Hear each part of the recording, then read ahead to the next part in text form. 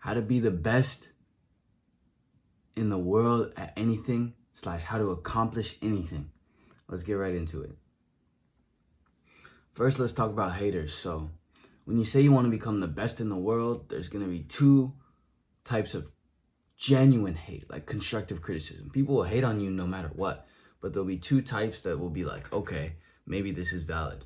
Genetics and luck. First argument is people will say, oh, but your genetics aren't good enough. Like, you can't be the best. And here's what I say to that. There are slowers and there are stoppers. These are the two things in your genetics that will hinder you to get to your goal. First off is slowers. A slower is something that either sets back your starting point or makes your progress slower. So even if you do 1,000 reps, it's going to contrast to less progress in the game. An example of this is let's use this example throughout the video. If you want to become the leading scorer in the NBA and you're 5'4", that's a slower.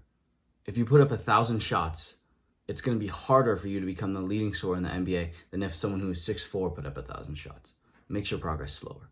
A stopper is if you have no legs. It's obviously possible.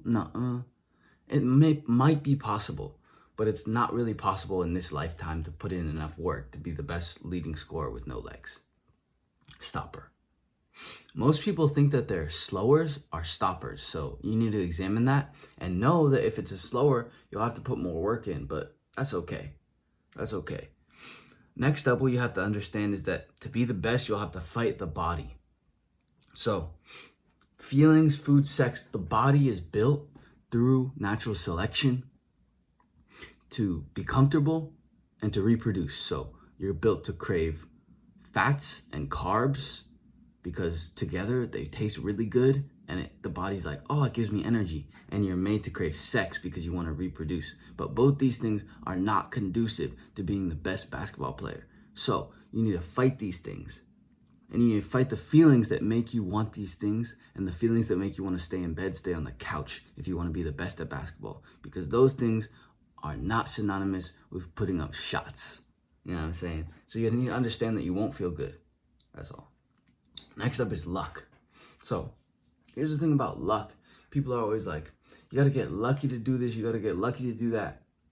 And I think this was best explained in the anime Blue Lock, where they basically told you that luck is a coincidence that's good for you, but you only get that coincidence if you try your best and you work your hardest. So here's the example they gave.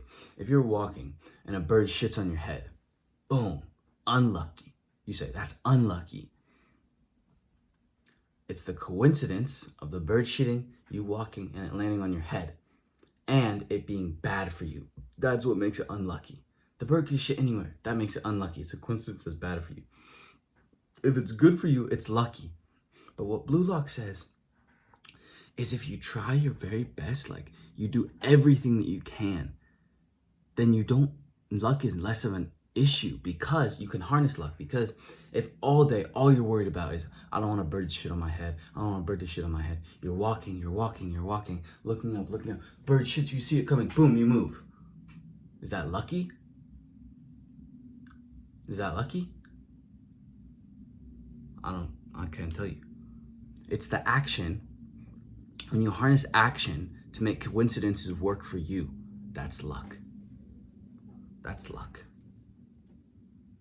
And this goes hand in hand with sacrifice. So, you want to devote as much of your time as possible to this goal. As much of your time as possible. Because higher sacrifice equals higher or faster goal progression and more luck. Because the more time you spend doing the thing, the better you get at it. That's basically it. But you also have to understand that it compounds because, say for example, you spend 10 hours a day doing this thing today and you understand a base level. You spend 10 hours tomorrow, all this understanding is still there. Except you're up a level or down a level, depending on the metaphor you want to use. You're digging deeper. You understand it better. You're like a PhD now because you keep going lower and lower. You're not going to learn how to form shoot when you're 500 days into shooting. You're going to learn How do I tweak my finger this little bit way? And that's the thing that no one else is doing. No one else is that deep. No one else is a PhD at basketball like you. And that compounds. Okay?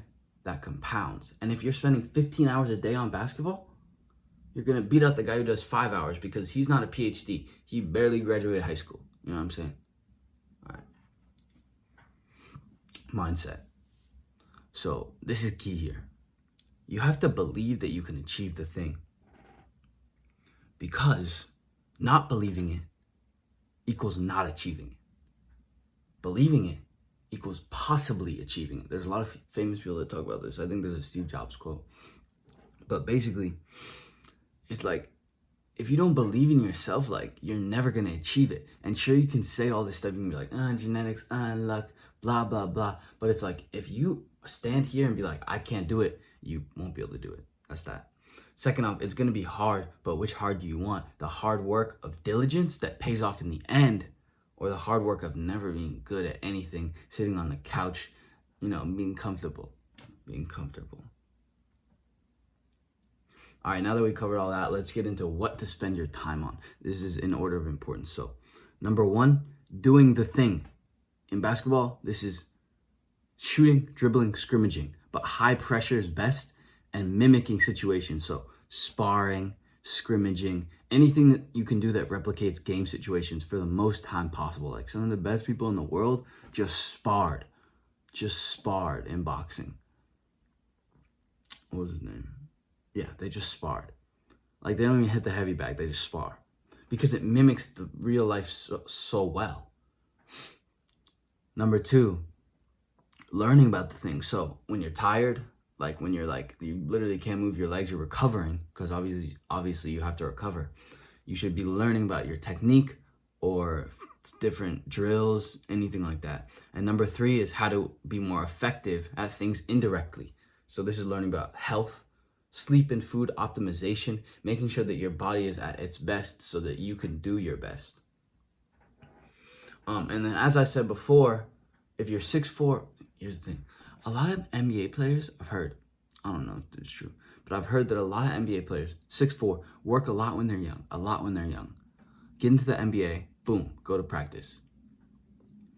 Whatever, done with practice, go hang out with their girl, go whatever, do another business venture, go to the game. Basically around 5 hours a day of basketball, which is a lot for a normal person. Keep in mind, they put in way more work than when they were younger, maybe 7 hours, 8 hours a day. Now they do 5.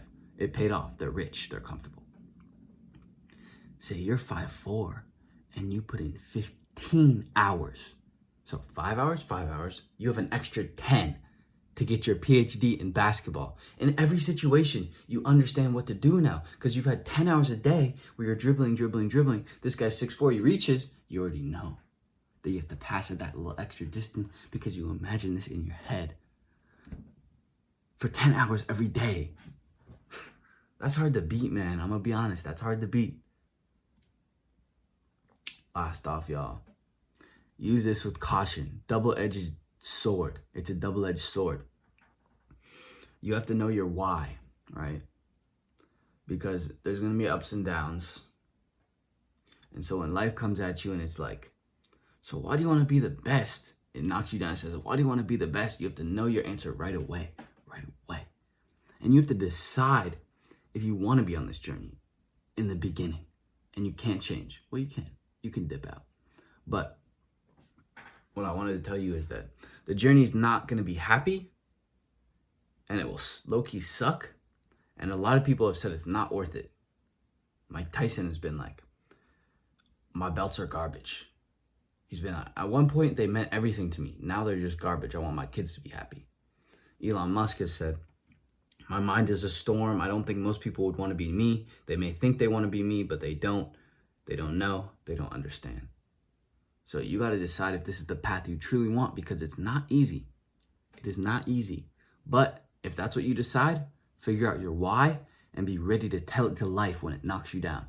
Understand that the reason, I want to get out of the mud, I want to help my parents, anything. I just want to be the best. I want to be the baddest. But you got to know it, and you got to say it to yourself every day. And you got to understand that this is what it takes it's gonna feel hard, but that's literally, Alex Hormozy says, this is what hard feels like. Like, you have to understand that when you're in your room comfortable, nothing is hard. You can imagine hard, but you can't, it won't be hard. When it actually is hard, then you'll be like, oh my God, this is actually hard. And then that's when you have to tell your life your why. You have to know it word for word. Again, double-edged sword. Conclusion: sacrifice plus mindset equals starting. There's gonna be a lot of ups and downs and a lot of things you'll have to learn for your goal.